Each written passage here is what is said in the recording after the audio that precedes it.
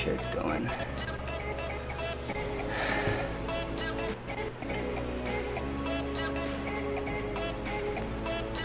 Yeah, it's going.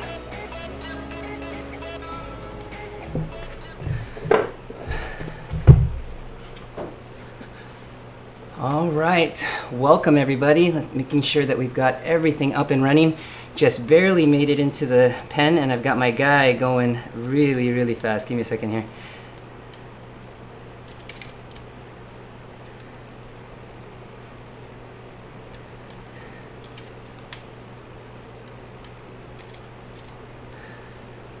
All right, getting our group grouped up here. We'll be back together here in just a moment.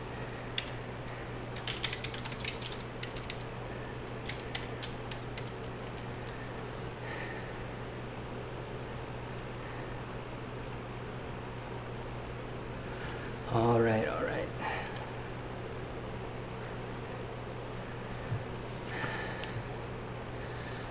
Okay, welcome to the Feed Zone, everybody. We are just about to get this out and going to all of our partners. I've got a really special guest with us today. I'll be introducing her in just a moment, just as we get the group all together here on board. Let me see. We are just about there. Group is looking good. We'll get back up to pace here in just a moment, everybody. Thanks for your patience. And we are rock and roll.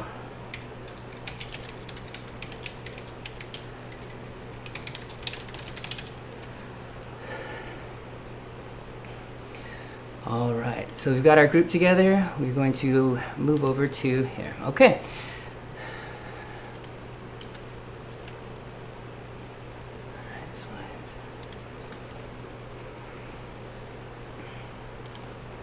All right, welcome to In the Feed Zone. My name is Jason Flores. This normally on or typically on Fridays at 5:45 Pacific, 8:45 Eastern, and 13:45 GMT.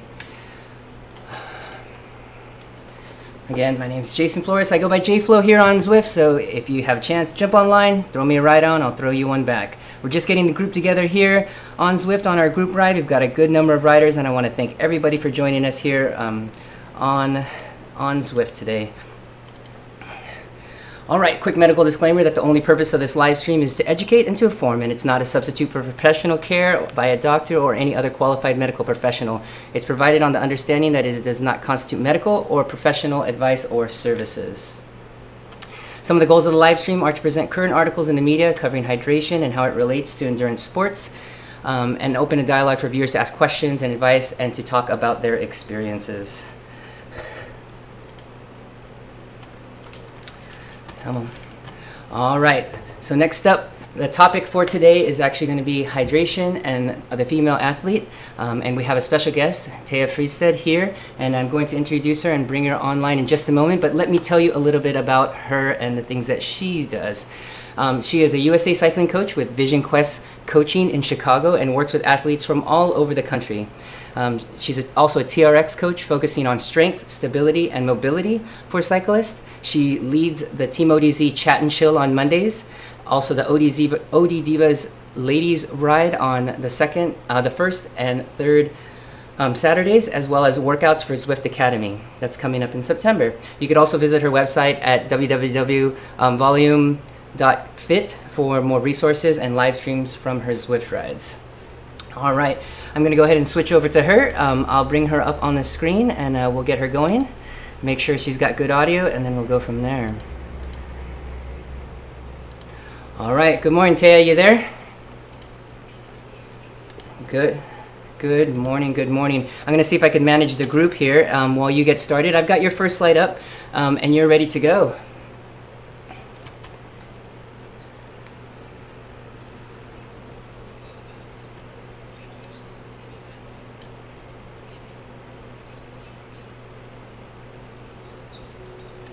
Let me go. Please.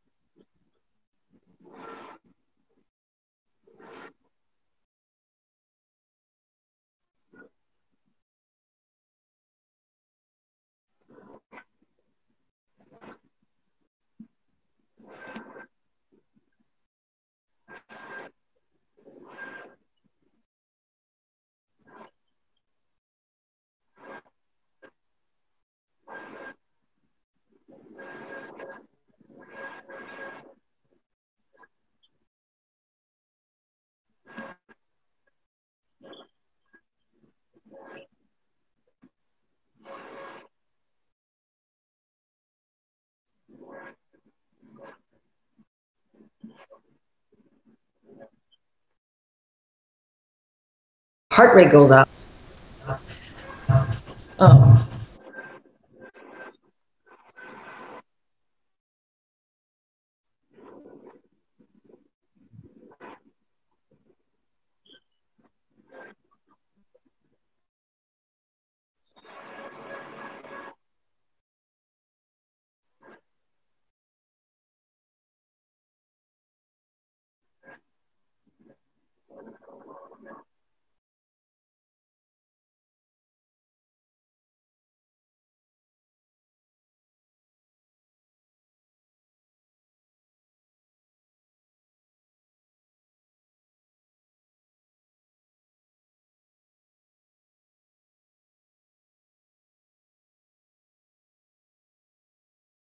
So sodium is your number one ingredient because that works as a pilot to get the water to be absorbed from your intestines into your body.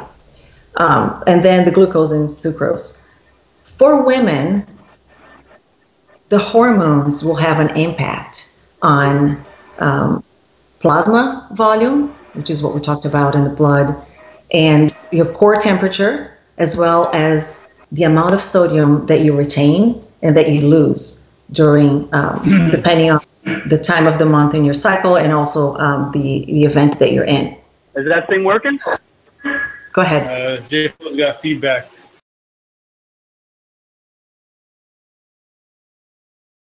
Go ahead.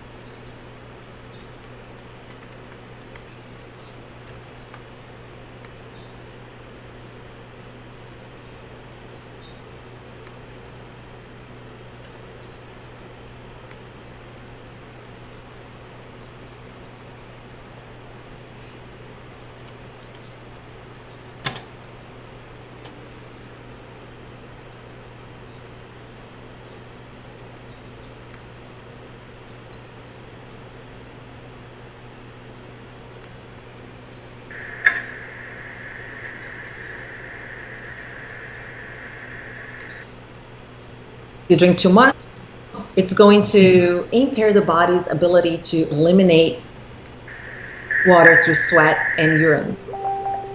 Why are women at a greater risk of water intoxication? Well, a couple of reasons. The main reasons being women usually have lower body weight, smaller body size, right?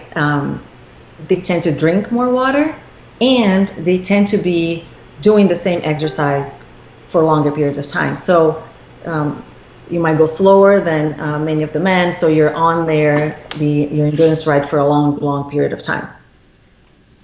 There are other factors as well. So in the later phase of your menstrual cycle, which is a very high hormone phase with progesterone, the plasma, you're going to lose more sodium during that phase. So this is where over drinking will make it worse, because if you already are losing more sodium, if you're drinking more, now you're diluting that sodium even more. So there's less sodium in the blood. And to make matters a little more complex, also during that phase of your cycle, which is right before you get your period, is your sense of thirst is turned off a little bit. Not turned off completely, but you're not as thirsty as you normally are.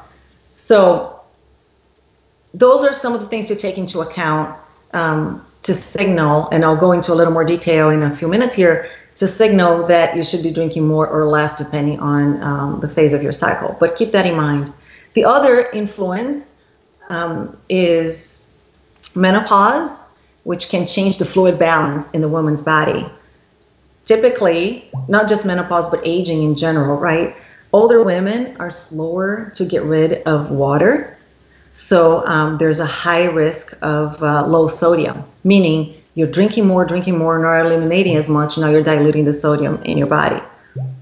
There's also, it's also harder for older women to rehydrate because the water absorption ratio is at a slower pace. So there's a slower kidney function, and the hormones also will influence that. And lastly, if a woman is going through an estrogen-based hormone therapy, that will cause greater fluid retention. So what does it all mean in practice, right? So we move on to the next slide. And I'll start by saying that there, as you know, if you read about nutrition and hydration, there's a fight going on out there in the science world between those who believe you should drink to thirst and those who believe you should drink according to a schedule. And we're not going to go into details on that discussion, but what I will provide here for you is what to keep in mind as a female athlete. So drinking to thirst and water intoxication, which is too much water. Let me start by saying that the concept that you should be replacing your body weight loss is outdated. According to Dr. Stacy Sims, weighing yourself before exercising and then weighing yourself after exercising and using that difference in your weight for how much you should drink is not entirely accurate because it doesn't take into account the body weight loss from, for example, your fuel burn from glycogen, or the residual fluid you have in your body, or even some food that you might have left in your gut from what you ate during your ride. Okay, so this can lead to over drinking. So drinking to thirst versus drinking on a schedule, the answer probably lies in the middle. It is individualized, but I'll go through a couple of things to keep in mind as a female athlete. So when should you drink to thirst?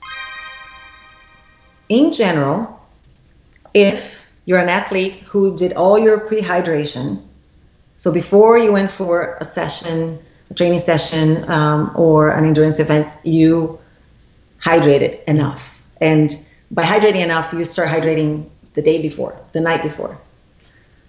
You're heat acclimated, your body used to riding in the heat, drink to thirst. You're trained, meaning you are a seasoned athlete, you train consistently many hours a week. As a woman, if you're in your high hormone phase, which is the one that I mentioned a couple minutes ago, the later phase right before you get your period, or if you are on a progestin-only mini pill, which is a hormone treatment, you should drink to thirst. Going back to what I explained a couple minutes earlier, in that phase, your hormones are having you retain more water, sodium gets diluted, so you don't want to overdrink, so drink to thirst. And if you, of course, have a history of exercise-related water intoxication. So general guidelines here, 0.10 ounces per pound of body weight per hour if the temperature is around 75 degrees Fahrenheit or below. If it's hotter, 80 degrees, for example, or higher, then you bump that up to 0.15 ounces per pound of body weight. But do not exceed 25 to 27 ounces of water in a temperate environment. Now, another topic here is why not just plain water? Plain water doesn't get absorbed the same way that water with sodium and the glucose and sucrose get. So if you just put water in your stomach, it will sit there for some time before it gets absorbed. Okay, so that's why it's not recommended to just drink plain water during exercise. Moving on to the next slide, we recommend that, so Dr. Sims recommends that you drink on a schedule if you're a junior athlete, so that's before puberty. If you have 2 or more heavy training sessions a day, If you're not acclimated to altitude and you go train in altitude, if you have a history of heat illness, but again, do not exceed 800 milliliters in a temperate environment. And adjust for size of individual and according to higher temperatures or lower temperatures, using common sense there as well. So that's in a nutshell, the general guidelines and what to keep in mind as a female athlete and endurance athlete, things that might make a difference in your hydration that could make an impact on your performance as well. Absolutely. Great presentation there. The original article is actually available at Cycling Tips. Let me make sure I've got one mic over.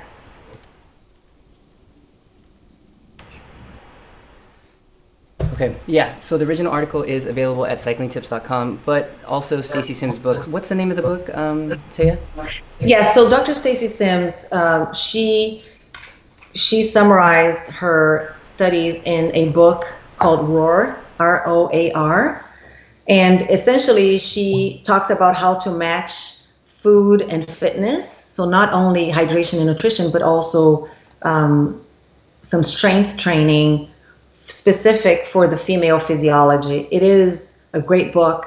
It's got amazing information, including recommendations for what to do according to your cycle. If you have, for example, a race that will fall into the time that you have a high hormonal phase right before your period, what should you do to work with those hormones so they won't prevent you from having a good performance on your race? It's a great read. Excellent. Do you find with the athletes that you work with that this is a missing link for them in their training? Ask the question again, Jason. Do you feel that for the female athletes that you work with that this is kind of a missing link for them as far as looking at their cycles and kind of timing their workouts around that? Certainly. It's, again, a lot of what's out there in terms of research, in terms of training guidelines in the cycling world is towards the male athlete, because historically there has been more male athletes in cycling than women, and therefore the research has been done focused on that. Stacy Sims is really the first one who has been focusing on the other one, so there is definitely a missing link, and there's a lot of things to take into account that could make a difference.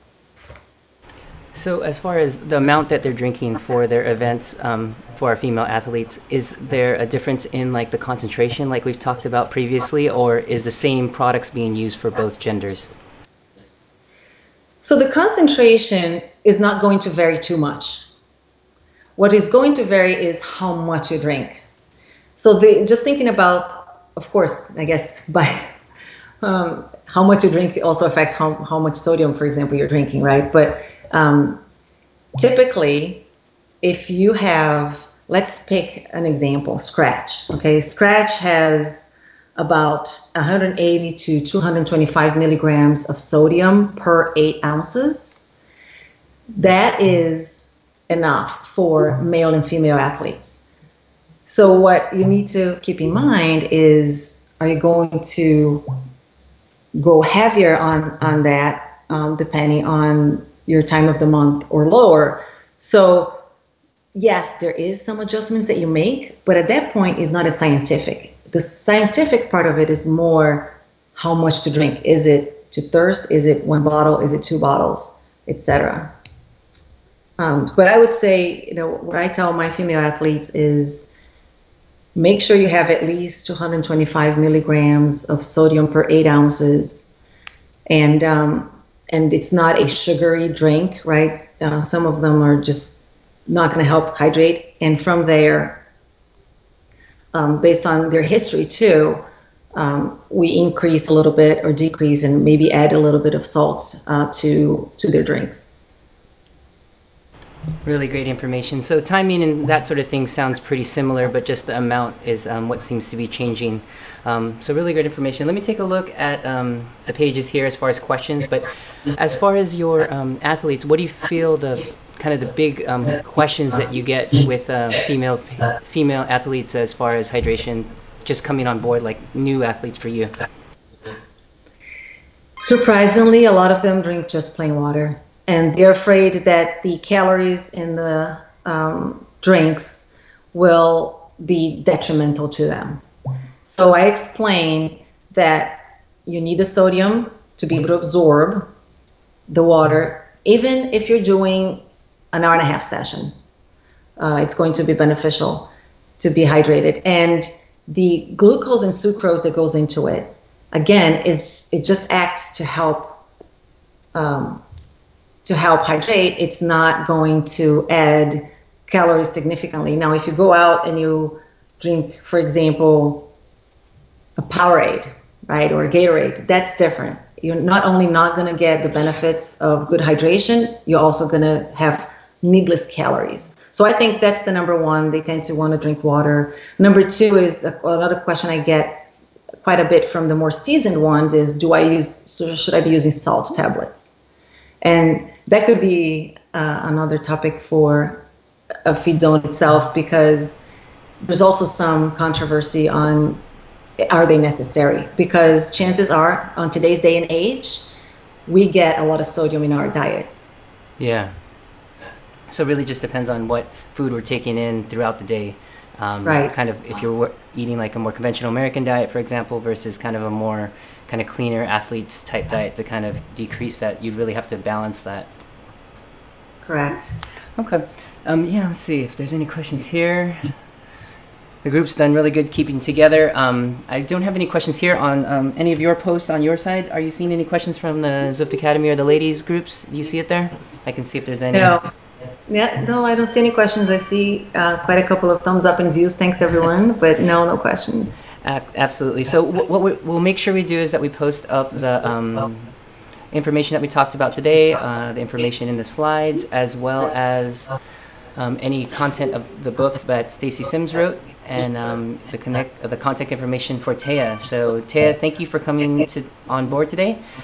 Sorry about the audio issues, everybody. We're still sorting this out, but thanks again. And if you want to reach her, you can definitely check her out on Chat and Chill on Mondays, as well as on her website and her coaching services at Vision Quest. Again, thank you so much, Theia.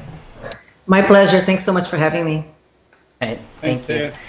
All right, everybody. So I will be logging off here. Thanks, everybody, for all the rides. Sorry about the pace. It looks like we're staying together. We've got about 3 minutes left in the group here. So we're going to be hanging tight, and I will be signing off here with Theia in just a moment. But again, thanks, everybody, for joining us in the Feed Zone, and we will see you next week.